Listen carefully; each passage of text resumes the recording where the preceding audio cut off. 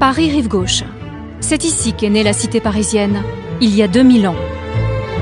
Et l'on sait exactement à quel endroit. Rue Saint-Jacques, dans le 5e arrondissement. Donc c'est ici que tout a commencé? Oui, on peut dire que c'est le point zéro de la ville, puisqu'on est sur le point le plus haut. En bas, nous avons la Seine. Là, nous sommes sur le sommet de la montagne Sainte-Geneviève.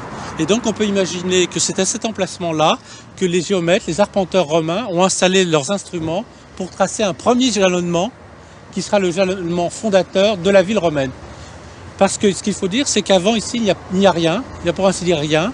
Peut-être un cantonnement de cavaliers auxiliaires gaulois au service de Rome qui sont à l'initiative ou à l'origine de cette ville. Cette rue Saint-Jacques, la rue des origines, la voici telle que vous ne l'avez jamais vue. Nous sommes à la fin du 1er siècle. Cette longue rue qu'on appelle le Cardo permet de traverser toute la cité en 20 minutes à pied. C'est l'axe principal de Lutèce, ville nouvelle, bâtie en quelques années seulement, sur la rive gauche de la Seine, ainsi que sur l'actuelle île de la Cité.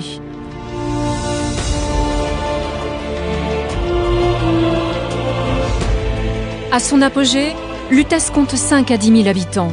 C'est une ville moyenne, enrichie par le commerce fluvial. Une ville privilégiée, que ses fondateurs ont parée de splendides édifices.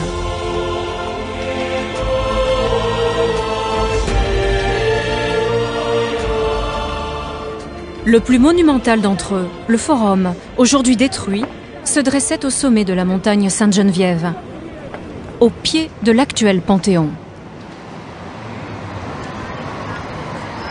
Alors ici, on est à l'intérieur du Forum, donc c'est un ouvrage monumental.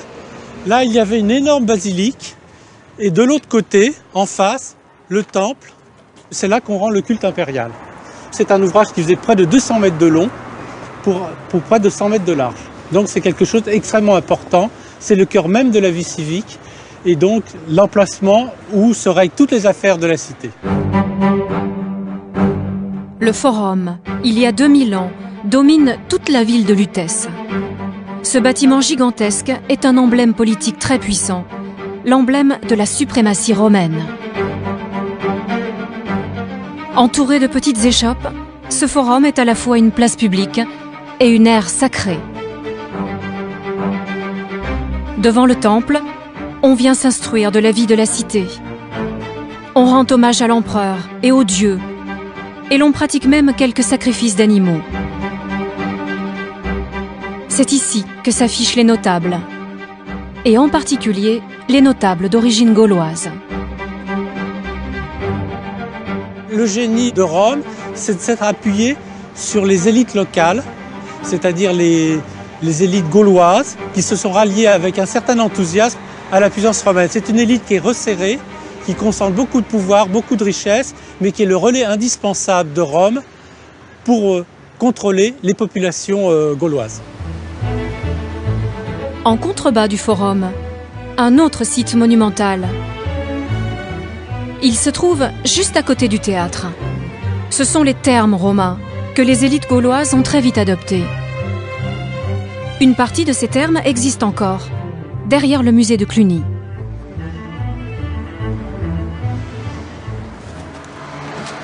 Au-delà de cette grille, nous découvrons d'abord les vestiges de l'ancienne palestre. Les visiteurs venaient y pratiquer un peu de sport avant de rejoindre les bains. Oui, l'eau c'est très important dans l'urbanisme romain. On l'a fait venir de très loin. Pour cela, on construit des ouvrages monumentaux, des aqueducs, dont on a trouvé beaucoup d'éléments à l'intérieur de la ville romaine. Et ces aqueducs irriguent véritablement toute la ville romaine, les principaux thermes, puisqu'il faut savoir qu'à Lutèce, il y avait beaucoup de thermes, des thermes publics, mais aussi des thermes privés. Donc c'est vraiment l'élément fondamental de la vie à la romaine. Ça témoigne de la richesse et de la réussite des Lutétiens. Ces thermes formaient un front monumental face à la Seine. On pense maintenant qu'il y avait en façade une fontaine monumentale et peut-être avec une statue de l'empereur, mais ça reste à discuter. Et donc ça montre très bien ce qu'on appelle l'évergétisme, qui était un peu le sponsoring de l'époque, c'est-à-dire le fait que l'empereur donne de l'argent pour réaliser un programme monumental important qui le glorifie et qui manifeste sa splendeur. Derrière cette façade, Un décor majestueux, extrêmement coloré.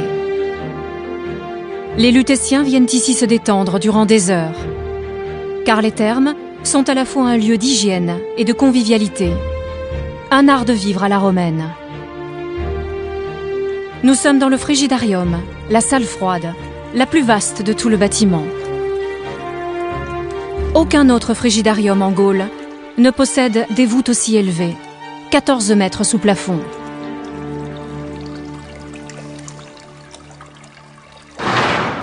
Ces voûtes gallo-romaines sont toujours en place, mais très endommagées. Lutèce, ville de plaisir, ne possède pas seulement des thermes et des boutiques. À l'horizon se dresse un autre édifice, l'orgueil de la cité. L'amphithéâtre de Lutèce, l'un des plus grands amphithéâtres de Gaule. Cet édifice monumental, bâti sur le modèle des amphithéâtres de Rome, connaît un succès considérable auprès des populations locales. On y donne des spectacles grandioses, accompagnés de fêtes en l'honneur des dieux et de l'empereur. Cet amphithéâtre est donc lui aussi un emblème, celui du ralliement à la culture romaine.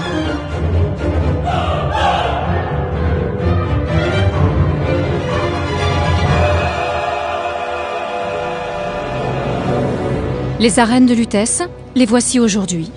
Un jardin public, avec des gradins restaurés au début du XXe siècle. Ces arènes sont désormais situées en pleine ville, ce qui n'était pas le cas il y a 2000 ans. L'amphithéâtre était à l'écart de Lutèce car ses dimensions importantes empêchaient son intégration à l'intérieur de la ville, mais surtout parce que cela permettait de faire venir toute la population des alentours, puisqu'il pouvait accueillir 17 000 personnes. Cela dépassait largement la population de Lutèce. On donne ici sur le podium des représentations théâtrales, chantées et dansées. Mais le clou du spectacle, ce sont les chasses de bêtes sauvages.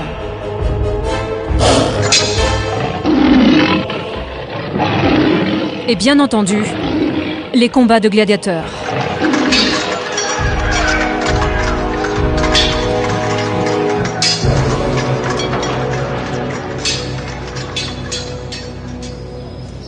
Que subsiste-t-il de ces combats sanglants qui tenaient en haleine 17 000 personnes? Un seul vestige, des niches en pierre au bord de la piste.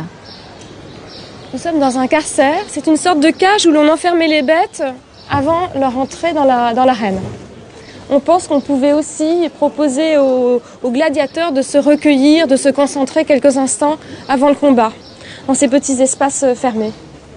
Au premier rang se tenaient les spectateurs fortunés. Ils possédaient leur place réservée sur des gradins gravés à leur nom et recouverts de coussins. Des spectateurs privilégiés, assis au plus près des gladiateurs, les grandes stars de l'époque. On les célébrait partout. On a même créé des objets à leur effigie, comme cette pièce exceptionnelle que Sylvie Robin nous a apportée. J'ai dans la main le seul gladiateur de Lutèce, qui est sur une lampe à huile, découverte il y a quelques années dans une fouille du 5e arrondissement, rue Pierre et Marie Curie. On voit bien le personnage casqué, portant un bouclier rectangulaire et une épée courte. Il a coincé sous son bras une amphore qu'il a sans doute gagnée lors d'un combat. C'est une pièce précieuse, hein, celle-là. C'est une pièce précieuse parce qu'elle est unique à Lutèce. Imaginons que nous sommes à Lutèce en fin d'après-midi. Les combats de gladiateurs viennent de se terminer. La foule des spectateurs reprend le chemin du centre-ville et se disperse dans les rues.